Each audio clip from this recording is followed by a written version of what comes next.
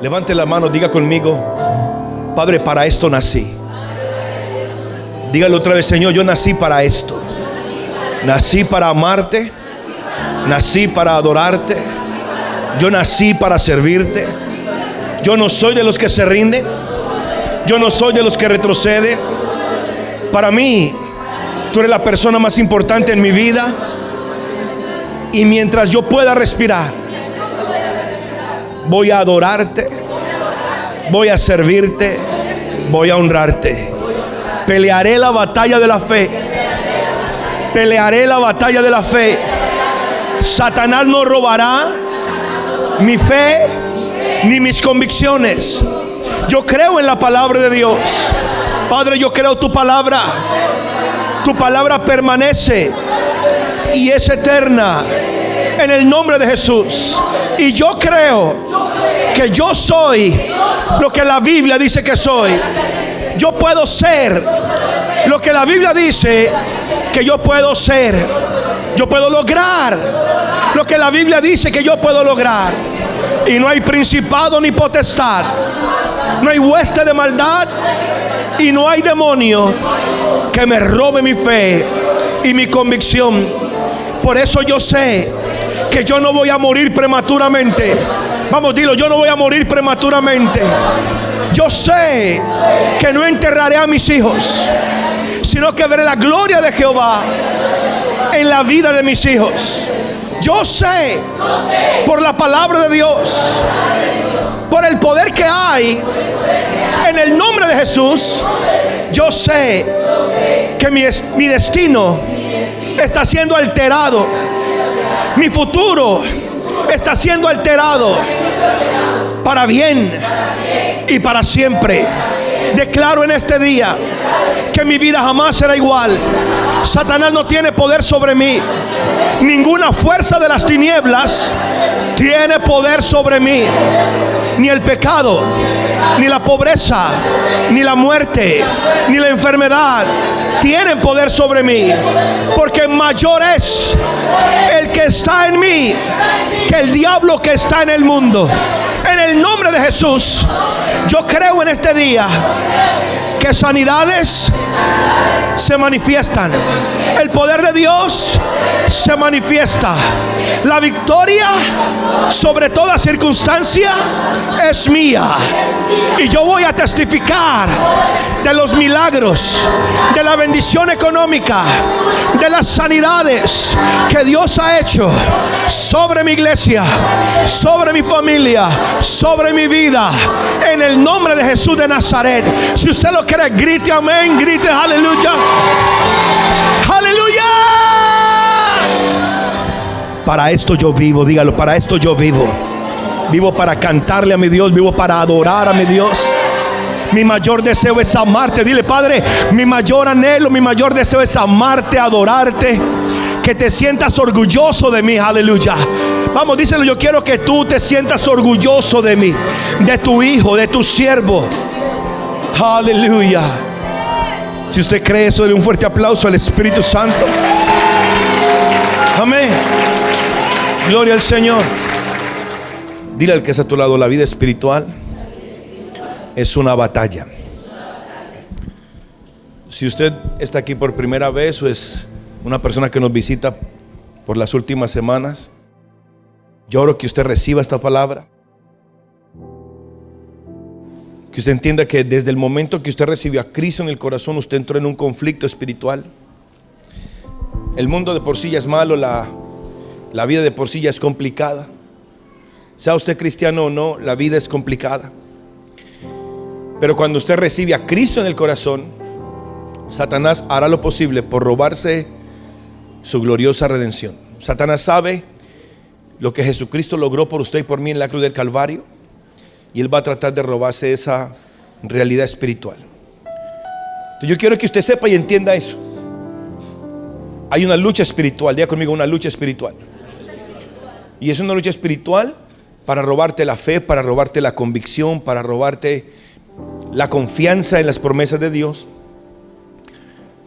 Y si usted entiende eso, yo estoy seguro que usted va a tomar una actitud diferente hacia el Evangelio.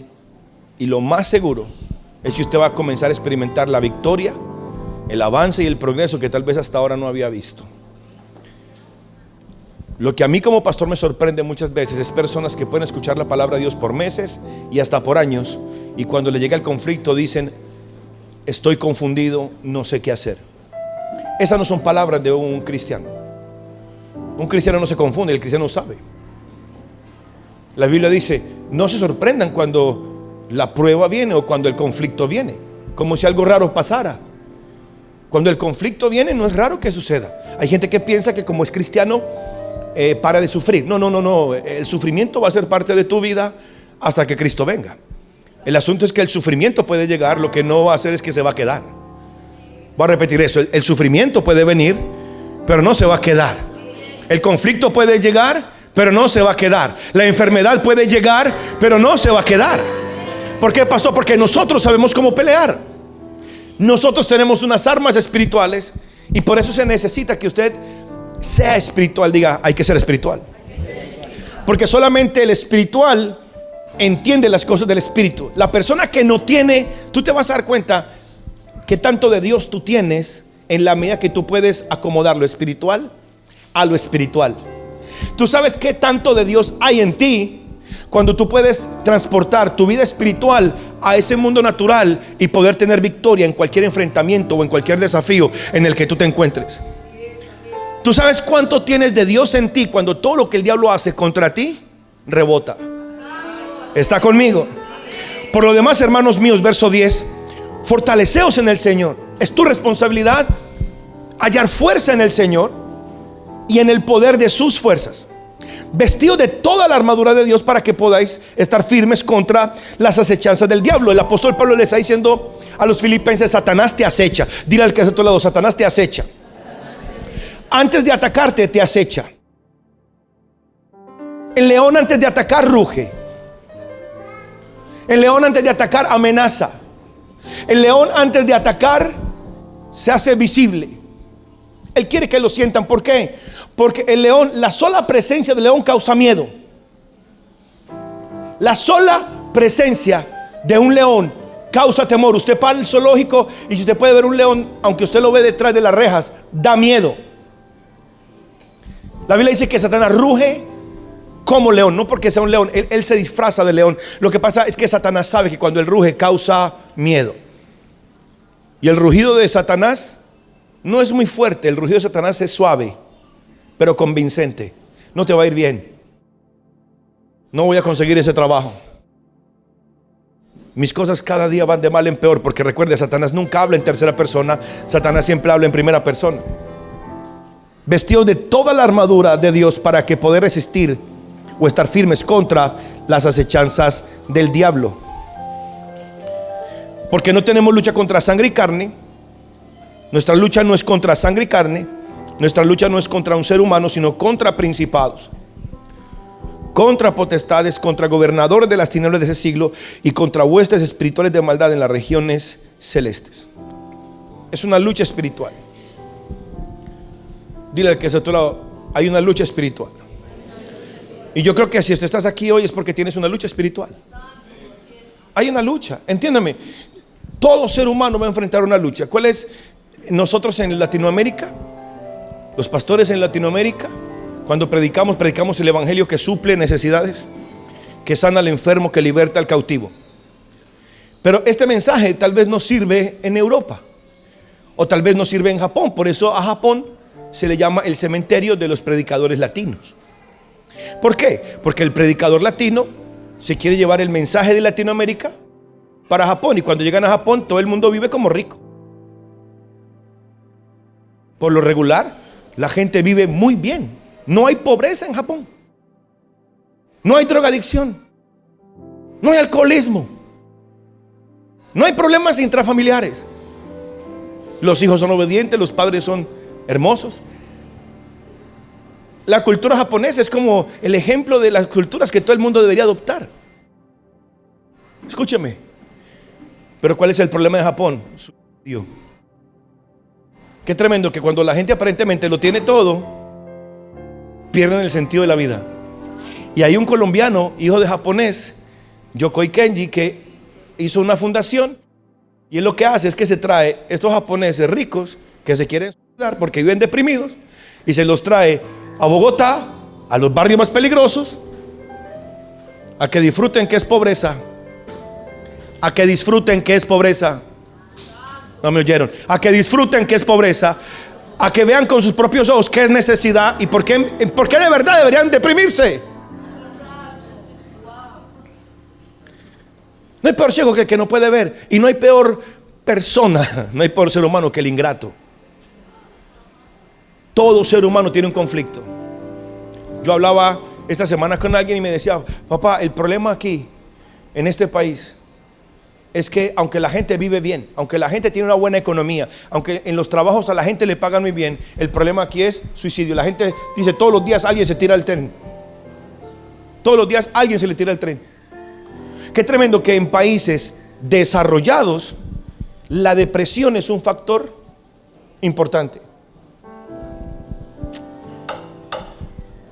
No hay persona con dinero, no hay persona pobre, no hay sano, no hay enfermo, no hay ningún ser humano que no tenga un conflicto, por un lado o por otro. Como dice la canción, el que no tiene de dinga, tiene de mandinga. Hay una lucha espiritual. Y cuando tú recibes a Cristo en tu corazón, Cristo sabe la lucha que tú enfrentas, y lo que Él viene es a darte victoria frente a cualquier lucha. Él no viene a quitarte la lucha, Él no viene a quitarte la dificultad, Él no viene a quitarte el conflicto, Él viene a darte la victoria en el conflicto. Entienda, yo creo en los ángeles, yo creo en el poder de Dios, yo creo en los milagros, yo creo en las maravillas. Yo creo que Dios puede hacer por nosotros cosas que son impensables o imaginables, pero la mayor parte del tiempo lo que Dios hace, lo hace contigo, no por ti. Va a repetir eso. La mayor parte del tiempo las cosas que Dios hace no las hace por ti, las hace contigo. ¿Quién mató a Goliat? ¿Dios o David? Alguien dijo la piedra. No, ni la piedra fue la que lo mató, pero bueno. Oh, fue David. ¿O fue Dios en David? ¿O fueron David y Dios juntos? ¿O será que Dios se metió en David y le dio la osadía y la gallardía para enfrentar a un tipo que era tal vez 2 veces más grande que él? ¿Están conmigo, mis hijos? A veces los seres humanos tenemos la expectativa de que Dios va a hacer algo grandioso y sobrenatural aparte de nosotros. Les tengo malas noticias. La mayor parte del tiempo no es así. La mayor parte del tiempo lo que Dios hace es meterse dentro de ti, a través de su palabra, a través de su espíritu, para alterar tu vida, alterar tu destino, alterar tu futuro. La Biblia dice que la palabra de Dios es como una espada de 2 filos. Cuando uno estudia ese verso, palabra por palabra en el griego, donde dice que la Biblia es como una espada de 2 filos, la palabra 2 filos en griego es distomo. Distomo. Y la palabra estomo, ¿a cuánto le suena conocido la palabra estomo? Estómago. Boca en griego es estomo, porque es por donde entra la comida al estómago.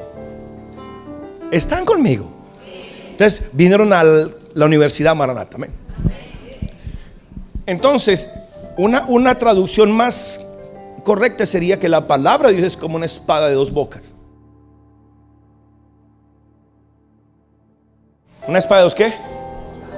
En otras palabras, cuando Dios habla es una boca, cuando usted habla la palabra de Dios es otra boca, y cuando esas 2 bocas se unen es una espada de 2 filos. Por eso el cristiano siempre tiene que estar hablando lo que la palabra de Dios dice, porque cuando tú hablas lo que la palabra de Dios dice, tú te vuelves una persona con una palabra que corta, que destruye, que arranca, que neutraliza todo lo que Satanás habla, dice o planea contra ti.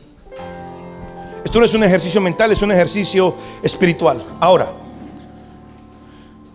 si tú vienes por primera vez o recién estás en este lugar, o si tal vez tú tienes mucho tiempo en el evangelio, pero pensaste que esto era un crucero del amor, o que pensaste que esto era, no sé, como un crucero de vacaciones donde por ir a la iglesia me va a ir bien, te equivocaste. Es más, cuando un cristiano, cuando todo te vaya bien, preocúpate. Cuando no sientes ataques por ninguna parte, algo te están haciendo y no te estás dando cuenta.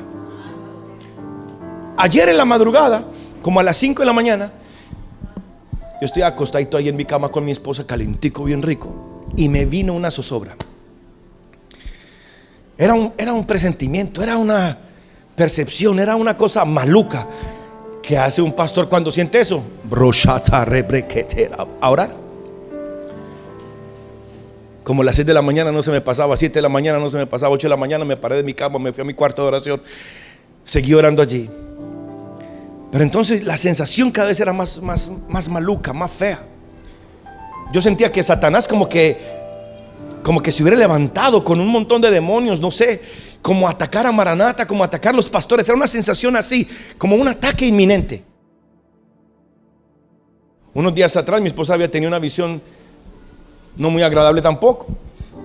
Como que eso se me juntó y yo dije, no, yo voy a levantar a mi familia a orar. Entienda, yo sé qué hacer. Yo no estaba ahí. Y ahora, ¿quién podrá ayudarme? No, yo no estaba esperando al chapulín. No, yo dije, voy a levantar a mi familia a orar. Vamos a orar todos. Sigo orando y de pronto me vino un pensamiento, no, que toda la iglesia ore. Y puse una imagen y mandé unos versos bíblicos. A sorpresa, la mayoría de gente que me respondió me decía, papá, yo sentí lo mismo ayer, o yo sentí lo mismo ayer. O uno de los pastores me dijo, papá, exactamente lo mismo me está pasando. Y wow, qué tremendo. Después de que todos oramos, la sensación paró. Esa percepción, ese sentimiento cesó. Pastor, entonces ¿qué pasó? Pasó que lo que Satanás quería hacer no pudo. Entienda, nunca Dios va a permitir que tú tengas una sensación así para que digas, no, por fe no pasa nada. No. Cuando una sensación así viene, ora, declara, decreta, llama a alguien, que alguien ore contigo. Pablo decía, oren por mí, porque se me ha abierto puerta grande y eficaz, pero son muchos los adversarios. Entienda, no es falta de fe pedirle a alguien que ore por ti, pero cuando le pidas a alguien que ore por ti, asegúrate de que esa otra persona también sabe pelear, también sabe guerrear, que no es una persona que se va a tirar al dolor, que no se va a hacer la víctima, porque por el pacto de Dios se pelea,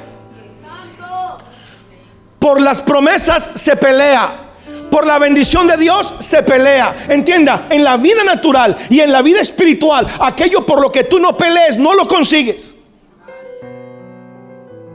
Yo quiero que usted aprenda eso. La palabra de Dios, nosotros le decimos nuestra espada, pero la espada de muchos está llena de óxido, está mohosa, no corta nada, no tienen afilada su espada. La palabra de Dios es un arma, la oración es un arma, la adoración es un arma. Si usted entendiera lo poderosa que es la adoración o la alabanza le produce mucho dolor a Satanás. Y el dolor que se le produce a Satanás no es como el dolor físico, es un dolor en el espíritu. Pastor, ¿y usted cómo lo sabe? Porque en el infierno se padece dolor. Y en el infierno tu cuerpo no está, está tu alma. Hay un dolor en el espíritu. Y Satanás sufre cuando la iglesia canta, cuando la iglesia adora. Tanto así que cuando la Biblia dice batid las manos, esto batid las manos en hebreo es tajá. Y tajá es infringir dolor. Cuando aplaudimos en medio de la alabanza, le infringimos dolor a Satanás. Ok, por eso Satanás no le gusta a la gente que adora mucho, porque a él no le gusta acercarse a la gente que adora mucho, que canta mucho, que aplaude mucho o que grita mucho. ¿Usted cree que cuando Dios dice, escúcheme, usted cree que cuando Dios dice clama a mí? Clamar, los que me han escuchado saben, la palabra clamar es los que gritan como locos. ¿Usted cree que Dios le dice a usted que grite como loco porque gritar como loco te hace ver bien? No, cuando Él dice grita como loco, clama a mí y yo te responderé, es porque Dios sabe que cuando tú clamas, tú estás poniendo a Satanás bajo tus pies. El que clama, el que grita poniendo su confianza en lo que Dios ha dicho, no se ve bien. La gente racional le va a decir loco, le va a decir fanático, pero en el cielo dicen bien. Y Satanás dice no. Mi pregunta es, Si estás en la iglesia de Cristo, si vienes a esta iglesia, si estás aquí, pregúntate, ¿por qué estás aquí? ¿A qué viniste? Algunos van a decir, no, yo vine a recibir una palabra, yo vine a alimentarme de la palabra, yo vine a que Dios me hable. Perfecto. ¿Y qué vas a hacer con lo que Dios te diga? ¿Qué vas a hacer con el mensaje? Porque la palabra de Dios es para usarla, no solo para oírla.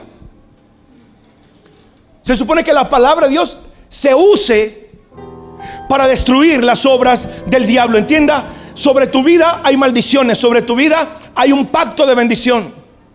Que Dios te haya bendecido no significa que las maldiciones no se quieran manifestar. Por eso usted va a encontrar un montón de creyentes dentro de la iglesia sufriendo un montón de situaciones negativas y preguntándose por qué. Te voy a decir por qué. Porque el hecho de tener jabón en tu casa no significa que la ropa va a estar limpia. Tener medicina en la casa no significa que tú vas a estar sano. La bendición como tal, como hablamos esta semana, la bendición como tal es una pronunciación sobre ti, es una profecía sobre ti, es una proclamación sobre ti. Pero la maldición también, hay maldiciones que se heredan, hay maldiciones que vienen simplemente porque el mundo es malo. Hay situaciones en tu vida que son negativas y usted tiene una de dos: o pelea o es víctima.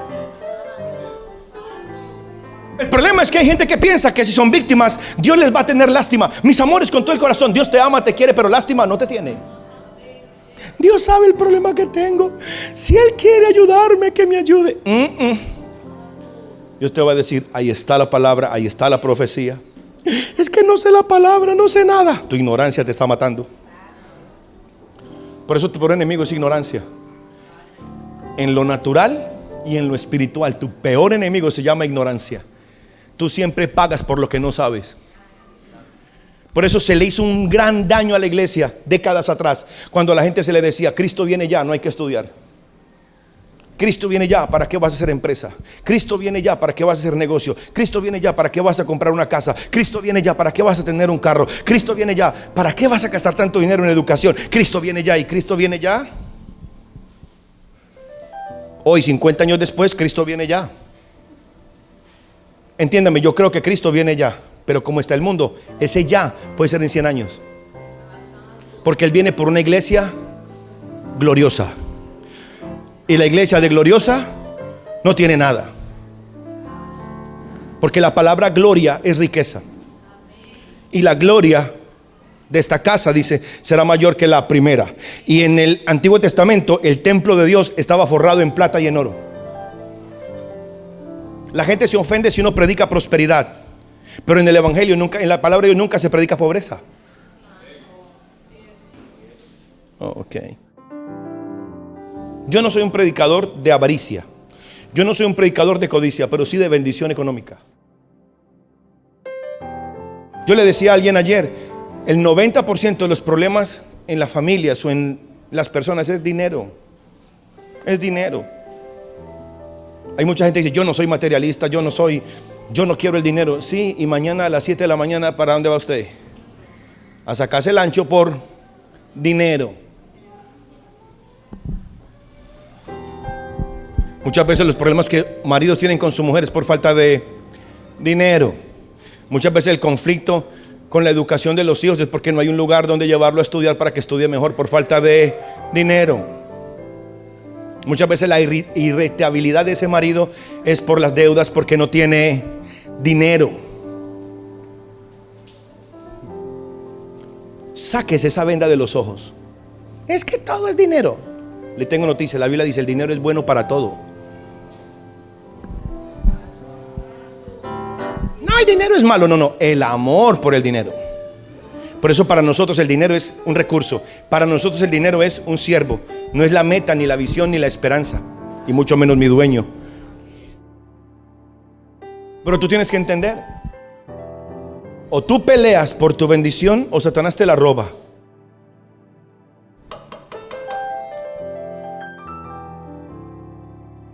O tú peleas por tu bendición o Satanás te la quita.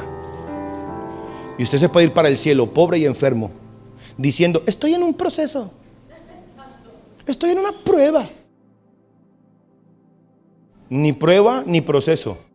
Ignorancia. ¿Se acuerdan de Caleb?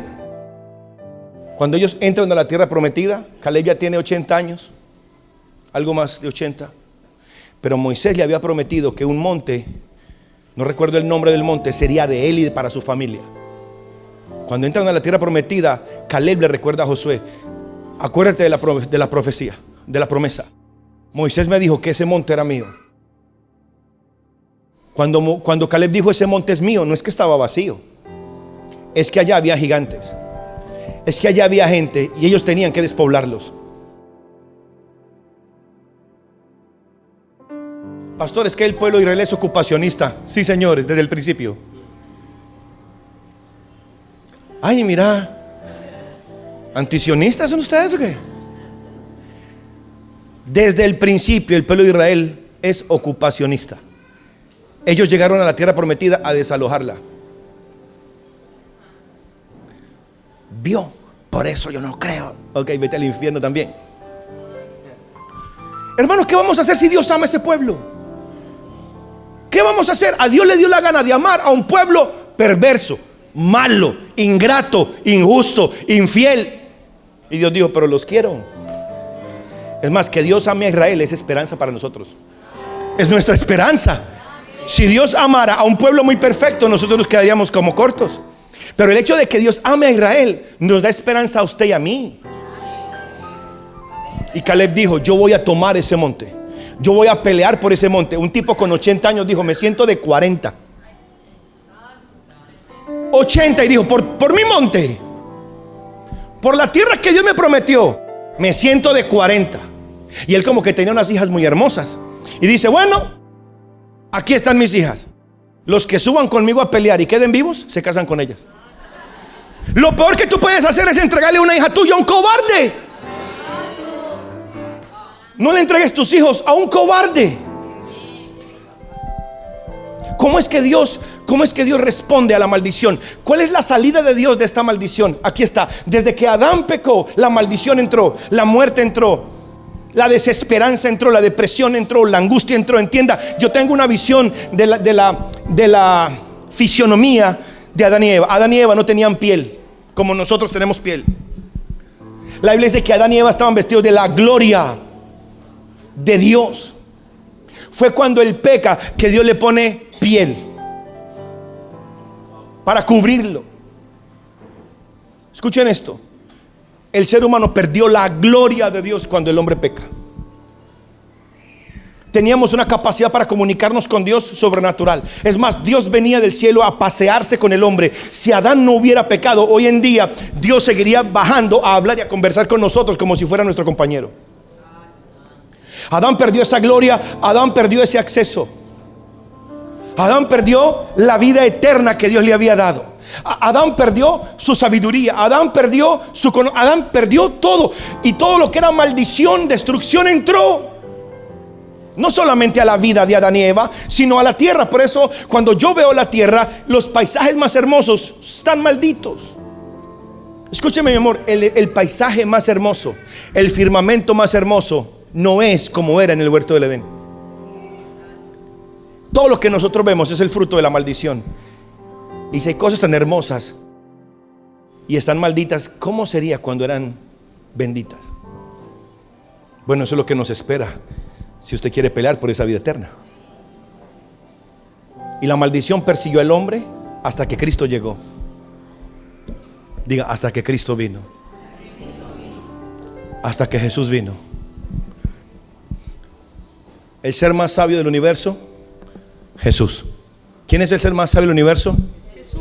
El más poderoso. Jesús. El anciano de días. Jesús. El anciano de días. Jesús. El conquistador. La rosa de Sarón. El lirio de los valles.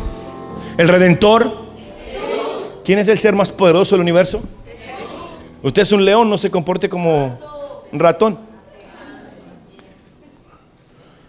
La solución fue Jesús. Mira lo que dice Gálatas capítulo 3 verso 13. Yo quiero que usted entienda, las promesas y el pacto no son algo que se cree solamente, es algo por lo que se lucha. Es algo por lo que se pelea, es algo que se tiene que conquistar. Génesis 1:0. ¿Puedes poner Génesis 1:0? Pastor, no existe Génesis 1:0. Sí existe Génesis 1:0. Póngalo por favor, Génesis.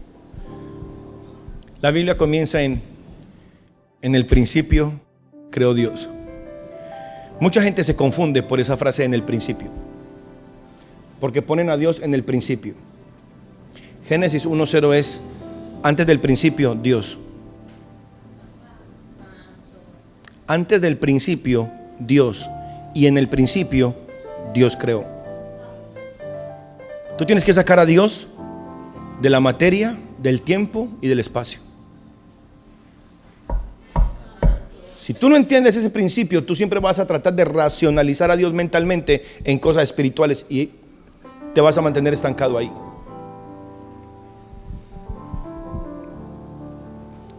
Porque antes del tiempo, antes del principio, antes que hubiera materia, antes que existiera el espacio, ya Dios tenía un plan para redimir una criatura que todavía estaba en su corazón. Escuchen esto, por favor. Nosotros vivimos en un mundo, ya conmigo, anticristo. No anti Jesús, sino anticristo. Esta persona que viene proféticamente para traer destrucción, persecución al mundo, se llama el anticristo. Pero la palabra Cristo, ¿qué significa? La palabra Cristo es una palabra griega que es el sinónimo de Mesías en hebreo. Mesías y Cristo es lo mismo.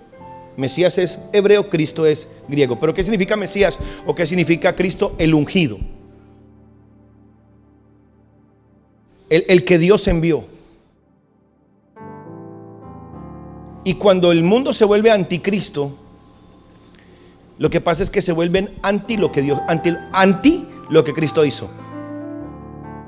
Por eso hay muchos cristianos hoy que consideran que la enfermedad es una prueba, que la pobreza es una prueba, que los conflictos son una prueba, que Dios me está probando. Es más, hay muchas personas pasando por dificultades y piensan, esa es la frase que usan, por algo Dios ha permitido esto.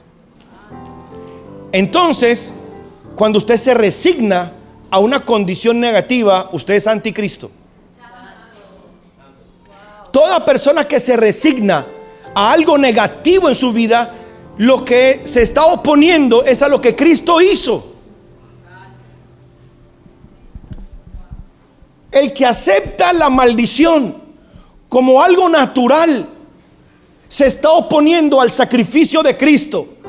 Pastor, ¿por qué? Porque Él pagó un precio muy alto para que tú estés sano, para que seas libre, para que seas próspero, para que haya bendición en tu casa. Cuando alguien pagó un precio tan alto para que tú vivas en bendición, ¿cómo tú te vas a resignar a la maldición? No hay forma. No permites que el diablo llene tu cabeza haciéndote pensar que algo negativo, como que Dios lo envió a tu vida para enseñarte algo. Si Dios te va a enseñar algo, Él va a utilizar la palabra, va a utilizar al predicador. Sí, tal vez vas a pasar por circunstancias, pero es para probarte que su palabra funciona, para probarte sí que Él es fiel, para probarte sí que Él es el sanador. Él no manda la enfermedad para probar tu resistencia. Satanás es el que te enferma. Dios te prueba que su palabra tiene el poder de sanar, tiene el poder de libertar. Y yo voy a creer hasta que el milagro suceda. Yo nací para creer. Dígalo, yo nací para creer. Yo prefiero vivir creyendo que morir dudando. Cristo nos redimió, nos rescató de la maldición de la ley, hecho por nosotros maldición. A Cristo se hizo maldición por nosotros, porque está escrito: maldito todo el que muere colgado en un madero.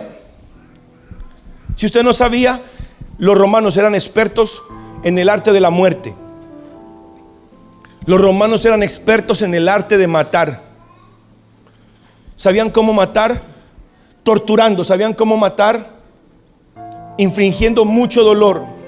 Y en el tiempo de Jesús, la cruz era el instrumento de muerte de los romanos más cruel. Y nuestro Cristo murió la muerte más cruel de los romanos en ese momento, para que usted y yo fuéramos libres de la maldición. Verso 14: para que en Cristo Jesús, en su sacrificio, en su muerte, en su dolor, la bendición de Abraham Cristo murió no solamente para salvarte del infierno. Cristo murió no solamente para salvarte del lago de fuego. Cristo murió en la cruz del Calvario para salvarte de la maldición y hacerte heredero de la bendición de Abraham. Oh, sorpresa, ¿cuánto sabe usted de Abraham? ¿Sabe usted lo que Dios le prometió a Abraham? Porque el cheque de bendición está a nombre de Abraham. Si usted no sabe qué fue lo que Abraham recibió, si usted no sabe qué fue lo que le prometieron a Abraham, ¿usted por qué ora? No, yo oro en el nombre de Jesús. Pero entonces, ¿por qué si oras en el nombre de Jesús tantas cosas no suceden? Hay gente que usa el nombre de Jesús pero no saben ni para qué. Por eso muchas oraciones en el nombre de Jesús se van como al tacho. Dios no responde porque tú mismo no sabes cuál es tu herencia.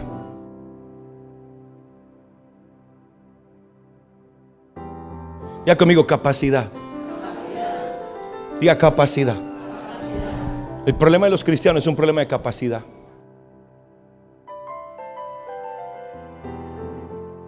Cuando tú vas a la universidad o al colegio, a ti lo que hacen es ensanchar tu capacidad mental. Es como que el conocimiento te va ensanchando la capacidad mental. Por eso una persona que estudia tiene una capacidad de raciocinio, una capacidad mental e intelectual diferente al que no estudia. ¿Están conmigo? Cuando es muy triste encontrarse con una persona analfabeta, porque la persona que es analfabeta no es que no sabe leer, es que su capacidad de racionalizar es limitada. El problema no es que no sepa leer, el problema es que su capacidad para analizar es limitada. Cuando tú comienzas a aprender la palabra de Dios, a conocer la palabra de Dios, a conocer a Dios, lo que sucede es que tu capacidad espiritual se ensancha. Entonces tu capacidad para entender se ensancha. ¿Cuál es el problema? Mucha gente quiere entender asuntos de universidad y no han pasado por coquito. En serio. Hay muchas personas en la vida espiritual tratando de conocer a Dios de una forma cuando no han empezado por lo básico. Comienza a orar. Comienza a orar.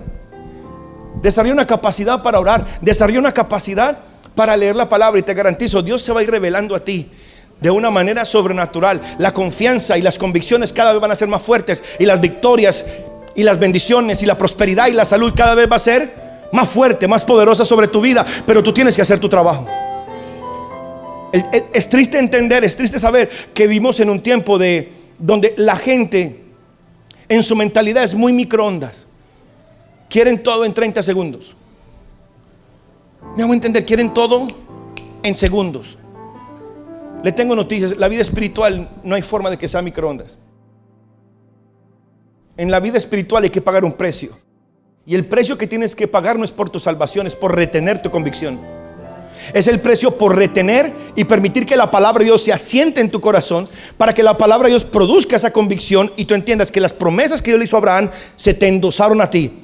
Y cuando tú sabes cuáles son esas promesas, tú vas a pelear y nunca te vas a resignar hasta recibirlas, hasta verlas y hasta tenerlas. ¿Qué es lo que significa ser salvo por causa de la cruz? ¿Qué es lo que significa el derramamiento de la sangre de Cristo? Entiende, la persona que es espiritual entiende que aunque lo que la palabra de Dios dice y declara puede tener más de 2000 años, el espiritual sabe que estas realidades y estas verdades están vigentes hoy. Están vigentes hoy. Ser salvo significa ser una nueva criatura. ¿Sabía usted que cuando usted nace de nuevo, cuando usted recibe el sacrificio de Jesús, cuando usted recibe a Cristo en el corazón, usted no solamente es salvo, sino que para Dios usted nació de nuevo? Por eso en el cielo yo no tengo 50 años, en el cielo yo tengo 30. Porque yo nací de nuevo hace más o menos 30 años. Y todo lo que yo hice antes de esos 30 años no existe en el cielo. No existe. No hay recuerdo, no hay récord de eso. No existe. Dios decidió olvidar todo eso. Es más, si hoy en día yo peco, meto la pata por error, por lo que sea, le pido perdón a mi Señor de corazón, sinceramente, Dios toma la decisión de olvidarlo. Él dice: yo nunca más me acordaré. Cuando Dios dice nunca más me acordaré, tú no me lo recuerdes. Porque si tú me lo recuerdas, entonces tú te vuelves diablo. Ser salvo significa que eres una nueva criatura.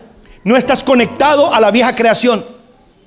No estás bajo la jurisdicción de Satanás. No estás bajo la maldición de Satanás. Por eso da tristeza como tantos creyentes dentro de la iglesia dicen: yo soy un pecador salvo por gracia. Yo no soy un pecador salvo por gracia. Yo fui un pecador. Yo no soy un pecador. Mi naturaleza ya no es una naturaleza pecaminosa. Yo tengo la naturaleza de Cristo. La Biblia dice que ustedes somos partícipes de la naturaleza divina. ¿Ve? No, pastor, todos somos pecadores. Usted será pecador, yo no. En el momento que Cristo entró en mi vida, fue un borrón, cuenta nueva. Es más, se lo voy a poner de esta forma: Cristo no murió por mí. Cristo murió por el otro, por el que se murió hace 30 años. En la mente de Dios yo renací. Las cosas viejas todas son hechas. Entonces Cristo no murió por este, Cristo vive por este. Por este vive, por el otro tuvo que morir. Y este que vive va a hacer que haber muerto por el otro no le pese. Yo quiero que este que vive hoy haga sentir orgulloso a mi Dios. Por eso yo me siento deudor. ¿Cómo vamos a descuidar una salvación tan grande? Porque si usted sigue creyendo que está arrastrando el pasado, usted puede convertir eso en una excusa para no progresar. Nacer de nuevo, eso es una de las formas más olímpicas como Dios te quita las excusas del pasado. Por eso yo no creo en la clínica del alma. Yo no creo en, ¿cómo se llama eso? Sanidad interior. Yo reprendo al diablo, sanidad interior. Psicología pastoral. No, tú necesitas saber: hey, tú eres nuevo. Es que yo fui pobre, es que me violaron, es que me ultrajaron, es que mi mamá, es que mi papá, es que eran drogadictos, es que eran borrachos. Usted sabe que muchas veces el pasado negativo de la gente es la excusa de ellos para mantenerse atados a la maldita maldición. ¿Sabe qué hace Dios? De raíz te corta tu excusa del pasado. Es que yo tengo heridas del pasado. Que tú naciste. Una pregunta: ¿cómo alguien que es nuevo tiene heridas del... ¿Dónde? ¿Dónde? Es que es bueno tener a alguien a quien culpar de nuestra dejadez. Es bueno tener a alguien a quien culpar de nuestra pereza, de nuestra falta de diligencia. Es siempre bueno tener a alguien que culpar de nuestros fracasos. ¿Sabe qué hace Dios? De raíz te corta todas las excusas del pasado. Tu pasado no existe. Pero fue horrible, no existe. Pero me hicieron, no existe. Pero entonces, ¿qué hago? Eres una nueva criatura. Haz algo diferente con la nueva criatura. Haz algo diferente con tu nueva creación. Haz algo distinto. La nueva creación es Cristo en mí, la esperanza de gloria. La nueva creación, para mí no hay derrota, para mí no hay fracaso. Yo soy un hijo de Dios. Mi vida está encriptada, escondida en Cristo, en Dios. Para mí no hay fracaso. Cristo me lleva de gloria en gloria, de poder en poder. Y a pesar de las dificultades, a pesar de las pruebas, escúcheme muy bien: aunque pase por el valle de la sombra y de la muerte, yo no temeré mal alguno, porque mi Padre está conmigo. Aleluya. El fracaso no es para mí. La miseria no es para mí. La pobreza no es para mí. Yo renuncio a todo pasado. La única forma como las maldiciones del pasado hayan lugar en tu vida es que tú las proclames. Hay gente que ama tanto la maldición del pasado que todo el tiempo es que fue que deja de hablarme de lo que el diablo hizo, comienza a hablarme de lo que Dios hizo. Yo ayer hablaba con mi hermana y hablamos acerca de testificar. Cuando predicamos el evangelio, testificar es muy poderoso cuando hablamos de Cristo. Pero cuando yo me convertí, yo vengo de un estilo de vida complicadito. Yo vengo de un estilo de vida complicado. Y cuando yo fui salvo, la gente me decía: pastor, hermano, cuente. ¿De dónde viene usted? Y uno empezaba a hablar. Y yo me gastaba 1 hora hablando de dónde venía y 10 minutos hablando de lo que Cristo había hecho. Y me di cuenta que lo que yo producía era un efecto al revés. A la gente terminaba gustándole más lo que yo había hecho que el Cristo que me había salvado. ¿Sabe qué hice? Cuando me di cuenta de eso, dejé de hablar de lo que yo había hecho y comencé a hablar solamente de lo que Cristo hizo. Y me decían, pero, ¿verdad que usted hizo? No, Cristo me salvó. ¿Pero y qué fue lo que usted hizo? Que estaba perdido, pues. Estaba endemoniado. Pero, ¿a quién conoció usted? Al diablo sería, porque yo estaba perdido. Yo estaba confundido. ¿Pero y qué fue lo que pasó? Cristo me encontró en el peor momento de mi historia. Jesús le dijo al gadareno: ve y cuenta lo que Dios hizo contigo, no ve y cuenta lo que el diablo hizo contigo. Mucha gente se equivoca cuando cuenta su testimonio contando lo que el diablo hizo, no lo que Jesús hizo. Ese no es mi caso ni será mi caso. 2 Corintios 5:17. De modo, 2 Corintios 5:17, de modo que si alguno está en Cristo, ¿cuántos aquí están en Cristo? Nueva criatura es. Nueva. No dice renovado, no dice restaurado, dice nueva. Cuando algo es nuevo, ¿es qué? 0 kilómetros. Las cosas, he aquí, todas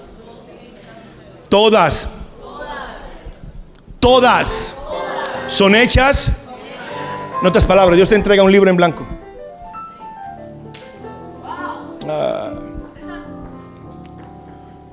Satanás pensó que habiéndote causado el daño que te causó tantos años, él dijo: lo tengo. Dios dice: no, hagamos una cosa, echemos eso al fondo del mar, comienza de cero. Segundo, ser salvo es entender que yo fui regenerado. Dios no solamente me hizo nuevo, me regeneró. ¿Qué significa regenerar? Mi genética cambió. Mi cara se ve igual, mi cuerpo se ve igual. La gente que me conocía de antes me reconoce. Yo sigo siendo físicamente, aparentemente el mismo, pero genéticamente hablando, soy otro. Eso no tiene lógica. No la tiene, es que es espiritual. ¿Por qué Dios te regenera? Lean la Biblia y se van a dar cuenta que la mayor parte del tiempo Dios le cambió el nombre a las personas que le sirvieron.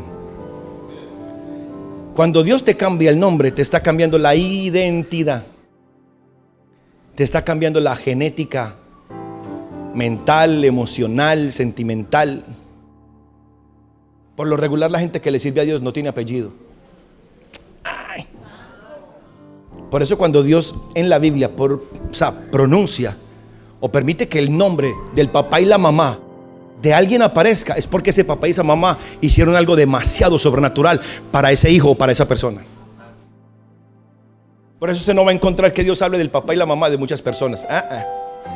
Ese derecho se lo reservaron a un grupito de padres y madres que hicieron algo sobrenatural con sus hijos. Tito capítulo 3 verso 5 dice: nos salvó, hablando de Dios, nos salvó no por las obras de justicia que nosotros hubiéramos hecho, sino por su misericordia, por el lavamiento de la regeneración y por la renovación del Espíritu Santo, el cual derramó en nosotros abundantemente por Jesucristo nuestro Salvador. En otras palabras, a nosotros nos hicieron un reseteo. El problema de una computadora cuando se resetea es que hay que volver a instalarle. Entonces, lo peor que te puede pasar a ti es resetear tu computadora y volver a instalar la misma basura que tenías antes. Que es lo que muchos hacen. Dios les da una vida nueva, les resetea la vida, y en vez de comenzar con Cristo de nuevo, ellos vuelven a instalarse toda la porquería. Y entonces: pero pastor, yo me convertí, no entiendo. ¿Qué te instalaste después de que te resetearon? ¿Qué programa te pusiste? Windows, al que siempre le da virus, ese tiene. Dejémoslo ahí. ¿A usted no le parece loco que el mismo que inventó el que inventó los antivirus fue el que creó el programa susceptible a todos los malditos virus? Ser salvo. Por eso hay que pelear por esto. La vida nueva que Dios nos da es una vida muy gloriosa. Por eso, siempre que tú luchas con el pasado, un demonio te está atacando. Siempre. Siempre que tu pasado se te viene a la mente, que lo que fue, que lo que pasó, y sabes cuándo es su pasado, está mañana, su pasado fue ayer.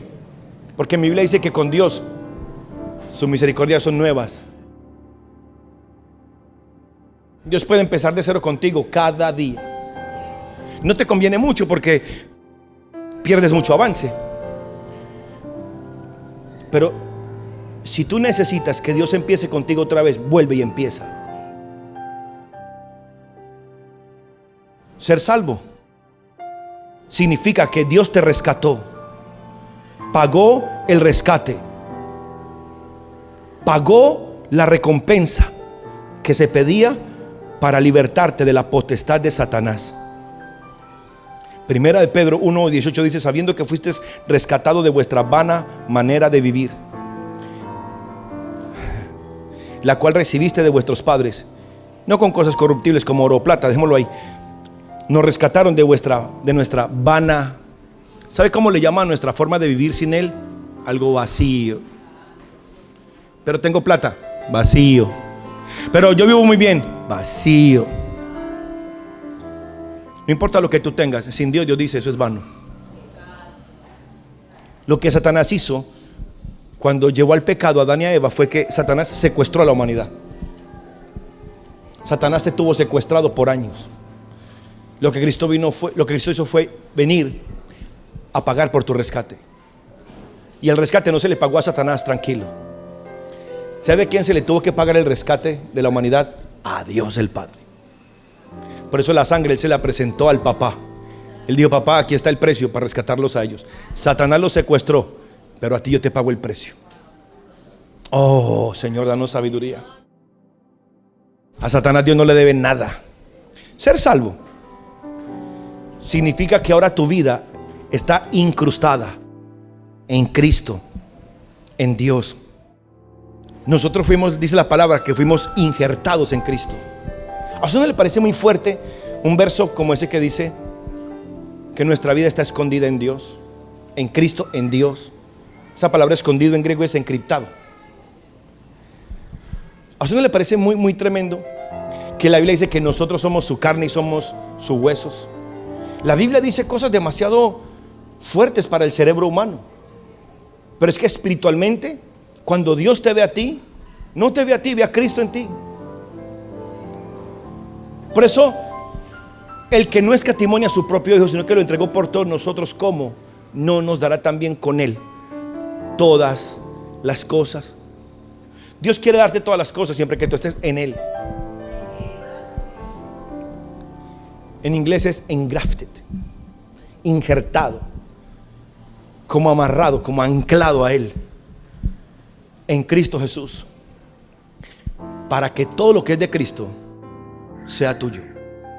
Y entonces, ¿por qué a mí eso no me pasa? Porque te pasa más tiempo pensando y hablando lo que el diablo hace que pensando y hablando en lo que Cristo ha hecho. Nunca se apartará de tu boca este libro de la ley, sino que de día y de noche meditarás en él. Cuando tú hablas, cuando tú piensas y cuando tú meditas mucho en una cosa, se te queda metida por dentro. Si a usted le gusta el fútbol y usted es de esos hinchas de hueso colorado, ¿cómo es que es? Crema hasta la muerte. Pero a la gente que le gusta el fútbol, todo su tema es fútbol. Y hablan de fulano y de perano y que cuánto costó fulano y que cuánto costó fulano y hablan de millones y ni el mínimo se ganan. Pero es lo que les gusta, es su tema, es en lo que piensan todo el día, es en lo que meditan todo el día y es en lo que todo el tiempo hablan. Entonces, ¿saben cuánto se gana Messi? ¿Saben cuánto se gana Ronaldo? ¿Saben cuánto se gana todo el mundo? Y ellos, ni el mínimo. Hombre, si usted se va a enfocar tanto en el fútbol es porque va a vivir del fútbol. ¿De qué sirve saber tanto de un tema y no sacarle provecho? No tiene sentido. Pero si yo me concentro en la palabra, y si yo puedo conocer la palabra en la forma que otros conocen el fútbol, y conocer los personajes de la palabra como otros conocen a Messi, a Ronaldo, a quién sé yo, usted sí va a sacar fruto de la palabra. Porque la palabra es un imán. Yo dije la palabra es un imán. Y cuando digo la palabra me refiero al verbo, no a la tinta y al papel. Y él dijo, y cuando yo sea levantado, cuando la palabra, cuando el verbo sea levantado, dice, a todos atraeré a mí. Cristo es un imán que lo trae todo hacia él. ¿Sabe usted por qué vino hoy? Porque él lo atrajo. Cristo te atrae. Ser salvo, quinto, es estar fundamentado y establecido en quién es Cristo. Diga, ¿quién es Cristo? Tu vida no puede parecerse a nada ni a nadie más que a Cristo. Eso no significa que no puedes ser empresario, eso no significa que no puedes ser un profesional. Lo que significa es que no importa el área en la que tú te desenvuelvas, la esencia de Cristo está presente. La esencia de lo que Él es. Su amor, su vida, su fortaleza, su gracia, su unción. Porque nadie puede poner, 1 Corintios 3:11, porque nadie puede poner otro fundamento que el que está puesto, el cual es Jesucristo. Colosenses capítulo 1 verso 12, con gozo, dando gracias al Padre que nos hizo aptos para participar de la herencia de los santos en luz, el cual nos ha libertado o librado de la potestad, del poder, de las garras de las tinieblas, y nos ha trasladado al reino de su amado Hijo. Yo no pertenezco más a las tinieblas, yo no pertenezco más al mundo de la ignorancia, yo pertenezco al reino de su amado Hijo. Jeremías 31:29, en aquellos días no dirán más, los pobres comieron las uvas agrias y los dientes de los hijos tenían la dentera o la caries, sino que cada cual morirá por su propia maldad. Los dientes de todo hombre que comiere las uvas agrias tendrá dentera. ¿Qué quiere decir eso? Cuando tú recibes a Cristo, la maldición generacional se rompe. Cuando yo recibo a Cristo, todas esas maldiciones que venían del pasado sobre mi familia, aquí se murieron. Mi esposa y yo, desde que nos convertimos y después de que nos casamos, lo que hicimos fue cortar y cortar maldiciones. Nuestra familia no se parece en nada a nuestras familias. Nada que ver. Mi familia no se parece en nada. Lo único que nos parecemos son los apellidos. Pero en el estilo de vida, en la forma de hablar, de pensar, de actuar, manan cancho. ¿Eso hace que te odien o eso hace que te amen?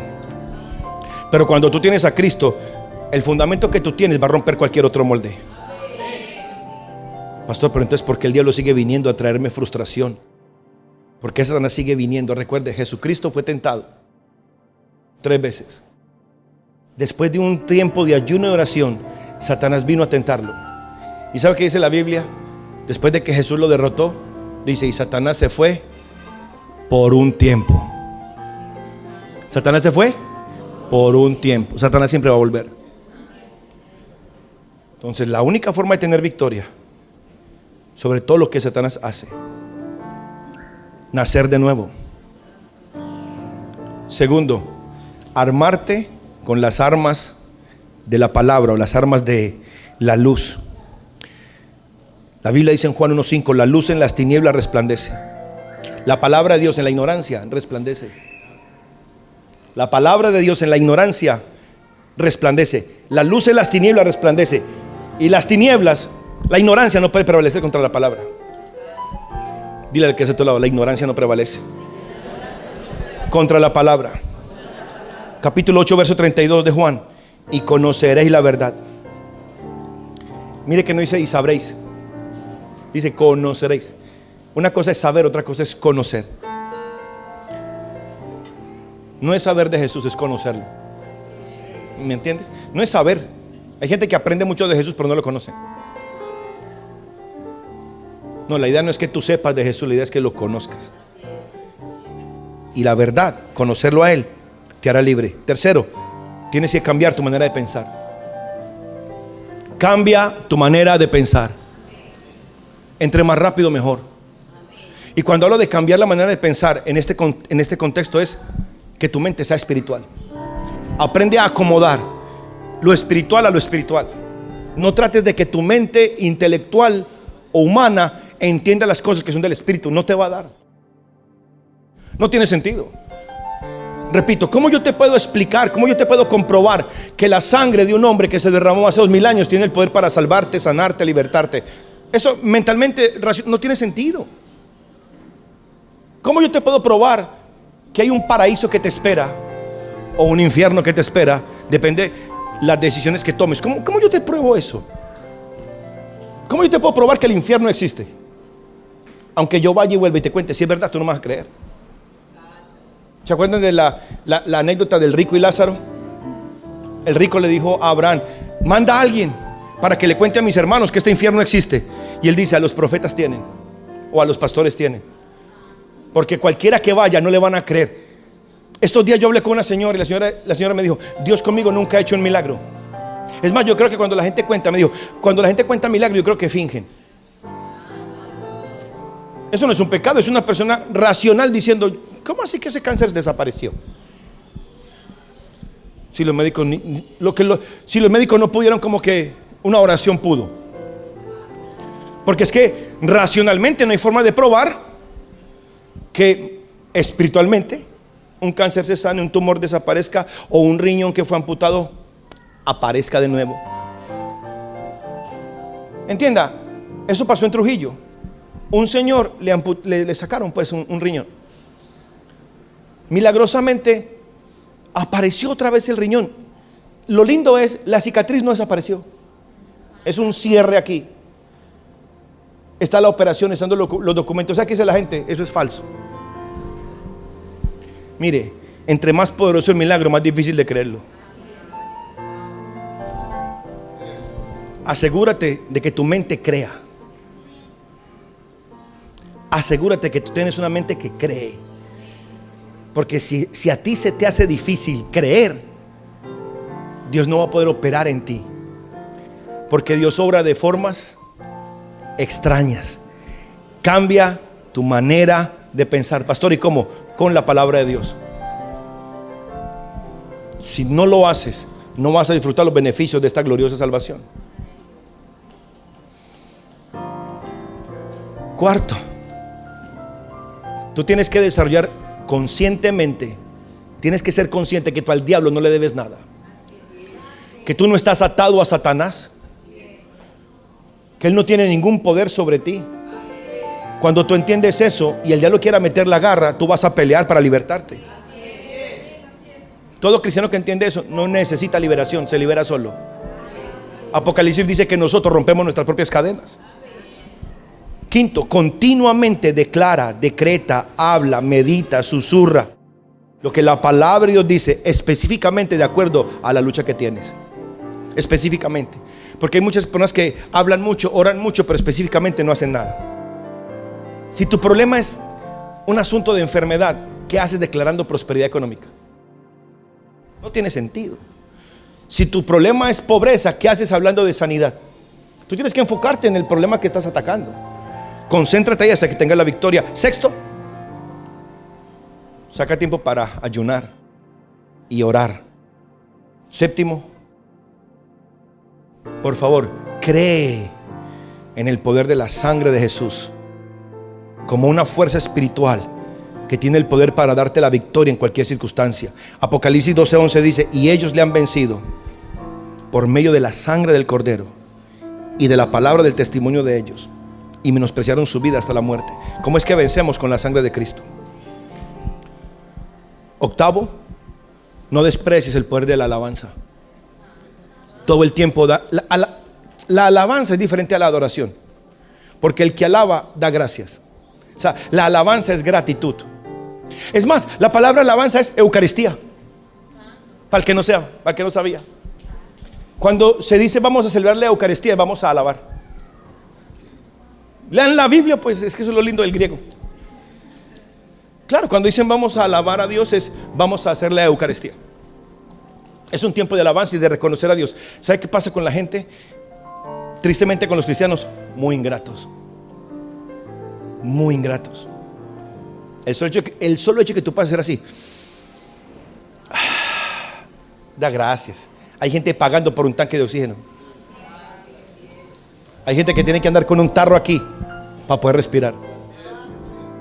Usted tiene, ¿cuántos de aquí tienen cama, almohada, cobijita para el frío? Pero levanten la mano, ¿los otros no tienen? ¿Duermen en el suelo? Levanten la mano, levanten la mano. ¿Tienen cama, almohada, frazadita, calientita? ¿Tienen un cuartito? Amén. ¿Tienen cocinita? Mire que todo es cocinita, almohadita, chiquitito. ¿Ya me lo tiene? Ok. Usted está en el 30 o el 40% de la gente más rica del mundo. Yo hago parte, pero si lo que tengo es un cuartito con una camita y una almohadita. Exactamente. Hay gente que ahorita no tiene ni el cuartito, ni la camita, ni la almohadita. Usted tiene más de dos pares. ¿Cuántos tienen más de 2 pares de zapatos? Los para trabajar, los para correr. ¿Sabe qué? Mire. Yo no sé, soy de otra época. Pero yo un día fui a comprar zapatos con alguien, no voy a decir quién. Y yo le dije, hey, qué bonitos zapatos. No, esos son para trotar. Esos son zapatos para trotar. Yo le dije, o sea que si yo no voy a trotar, ¿no me los puedo poner? O sea, como son para trotar, son para trotar. Estos son los para trotar. Entonces los otros eran, estos son para salir. Los casuales. Estos no son para trotar. Para trotar son estos, para los casuales son. O sea, la gente se da un lujo. Y estos para la iglesia. Es que este es beige. Yo necesito camel. Beige y camel. Nadie sabe. Beige, camel. ¿Cuántos tienen los de correr? Y los de salir. Y uno más. Ah, no, y los de trabajar. Porque los del trabajo son los viejitos. Pueden ser de los casuales o pueden ser de los pero son los que ya están como es de trabajar. O sea, que tiene más de 3 pares de zapatos. Usted está entre el 30 o el 40% de la gente rica en el mundo. Pero estoy solo. Estoy sola. Desagradecido. Si fuera más agradecido, sonreirías más. Y si sonrieras más, te verías más lindo o más linda. Pero el ingrato,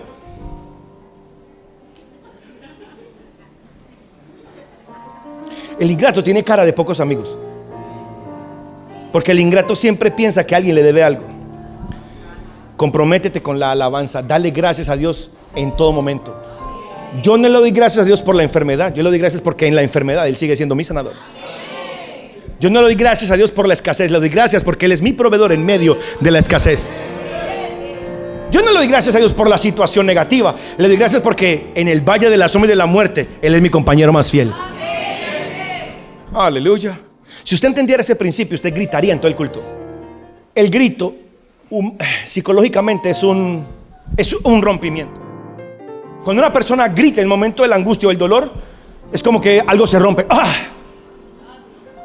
Por eso muchas veces en un momento de depresión, péguese un buen grito, hermano. Usted va a ver cómo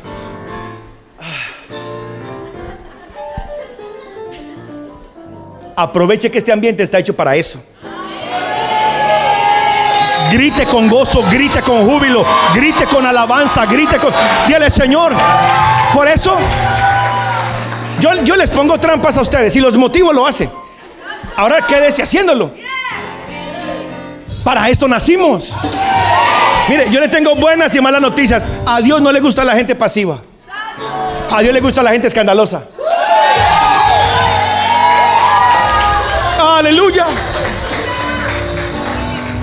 ¿Por qué sé yo que a Dios le gusta la gente escandalosa? Porque en el cielo solamente habrá un minuto de silencio. Que en el cielo el mundo está como aleluya. Ay, papá. Aleluya. Y la gente piensa que va para allá a nadar en las nubes. No, papito. ¿Cómo será Él que cuando Él aparece y habla, truena. Si uno es cristiano y espiritual, uno no tiene que gritar. Lee la Biblia y cuéntame ese chisme. Comprométete con la alabanza. Por un profeta Jehová hizo subir a Israel de Egipto, y por un profeta fue guardado.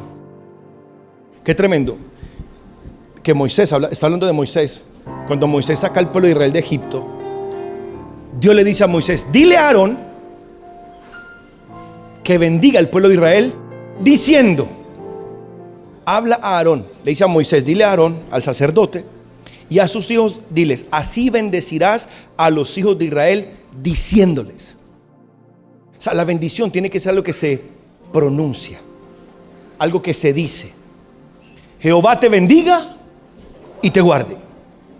La palabra Jehová te bendiga es que Jehová haga que todo te salga bien, y además que te proteja. Que Jehová haga resplandecer su rostro sobre ti. ¿Cómo que haga resplandecer su rostro sobre ti? Que se te aparezca. Que Jehová te, hola, y ponga sobre ti su misericordia. ¿Quieren aprender algo bonito? ¿Cuántos quieren? ¿A cuántos les gusta el griego? Vamos a aprender el griego. Kyrie, Kyrie, Yeshu, Christe, Ye, tú, Teos, Eleison me, Tonamartolo. Acaban de aprender la oración del corazón en griego.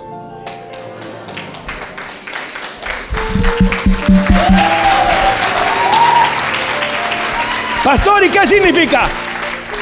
Señor Jesucristo, Hijo de Dios, ten misericordia de mí, que soy pecador. Esa es la oración del corazón. Aquí está. La palabra ten misericordia de mí es: Señor, bájate a mí.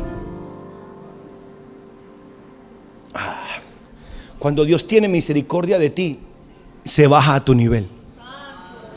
Nuestro Dios es tan lindo que Él no está esperando que tú subas. Cuando Él ve que tú no puedes, Él baja. Verso que sigue. Y tenga de ti misericordia Jehová, alce sobre ti su rostro y ponga en ti paz. Verso que sigue. Y pondrán mi nombre sobre los hijos de Israel, y yo los bendeciré. ¿Cuántos están oyendo lo que estamos leyendo? Dios ató su bendición a que el sacerdote los bendijera. Le digo, Moisés, dile a Aarón que los bendiga, y bendícelos de esta forma, y cuando Aarón los bendiga, yo los bendigo. No, a mí Dios me bendice directamente. Sigue así. Tú necesitas un pastor. Vivimos en una sociedad donde decir esta palabra es enemigo del sistema que vivimos. Porque vivimos en una sociedad que ya no respeta a la mamá, ya no respeta al papá. Vivimos en una sociedad donde no se respeta la autoridad. Porque si en alguna sociedad el espíritu de Lucifer se ha manifestado, es en rebeldes. No respetan la autoridad, no respetan a nadie. Por la misma razón se perdió la reverencia en el culto, se perdió la reverencia en la iglesia. Y cuando el pastor predica, ya no es la palabra de Dios, es un sermón. Ya no es la palabra de Dios. Por eso cuando usted iba a misa, el cura decía, palabra de Dios. Porque no es un sermón, es una palabra. Entonces, yo no confío en ningún hombre. Es que no tienes que confiar en mí para que te salve, solamente tienes que confiar en mí para que te bendiga. Porque a Dios le dio la gana, cuando Él los bendiga, yo los bendigo. Si usted rompe el puente, Dios dice, ¿y usted quién es? Usted no puede llegar al Padre, escúcheme bien, usted no puede llegar al Padre rompiendo sus protocolos.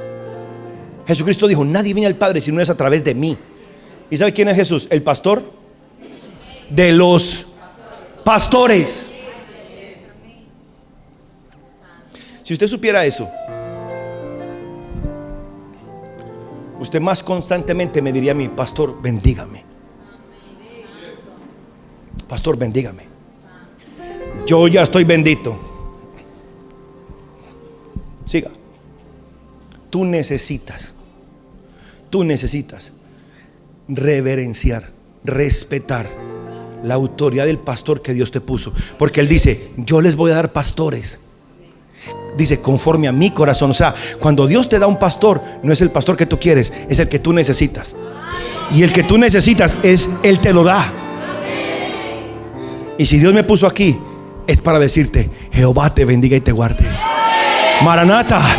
Mi hermano, mi hermana, que Jehová haga resplandecer su rostro sobre ti, que se aparezca en tu economía, que se aparezca en tu salud, que se aparezca en tu familia, que tenga de ti misericordia, que no importa a dónde has caído, te levante, porque 7 veces te puedes caer, pero 7 veces Jehová te levantará. No importa el hueco donde el diablo te ha tirado, en el nombre de Jesús, la bendición de Jehová que exalta, la bendición de Jehová que levanta, la bendición de Jesús que prospera, viene sobre ti, en el nombre de Jesús de Nazaret. No habrá principado, no habrá potestad que te pueda dañar. Maranata, yo te cubro con la sangre del Cordero. Maranata, yo desato ángeles de Dios sobre tu vida, sobre tu familia, sobre tu hogar, sobre tus hijos, en el nombre de Jesús de Nazaret. Que Jehová tenga de ti misericordia, que Jehová proteja a tus hijos, que esas deudas sean canceladas milagrosamente. Aleluya. Esa herida se seca, ese cáncer desaparece. Diga conmigo: mi vida jamás será igual. Yo recibo la bendición en el nombre de Jesús de Nazaret. Pastor, y ahora usted es sacerdote también. Escuche, yo lo bendigo a usted y Dios lo bendice. Ahora usted bendice su hogar y Dios lo bendice. Usted bendice a su marido y Dios lo bendice. Usted bendice a su mujer y Dios la bendice. Usted bendice a sus hijos y Dios los bendice. Dios siempre trabaja a base de jerarquía y autoridad. Entienda eso. Es algo sobrenatural. ¿Cómo no vamos a pelear por una bendición tan grande, por una salvación tan grande? Yes. He dicho. Levante sus manos al cielo. Reciba la bendición. Si esta predicación fue de bendición para tu vida, repite conmigo esta oración. Jesús, gracias por amarme y morir por mí en la cruz. Reconozco que soy un pecador y merecedor del juicio de Dios. Por eso en ese día me arrepiento de mis pecados y mi rebelión contra Dios. Creo que resucitaste y estás vivo. Ahora mismo recibo la limpieza de mi ser por tu sangre preciosa. Hoy te doy mi corazón y te recibo como el Señor de mi vida y como el Salvador de mi alma. Padre, es por tu gracia que ahora soy tu hijo. Deseo amarte, servirte y vivir para ti. Gracias por repetir conmigo esta oración. No olvides suscribirte, compartir esta predicación y dejar un comentario que sea de bendición para otro.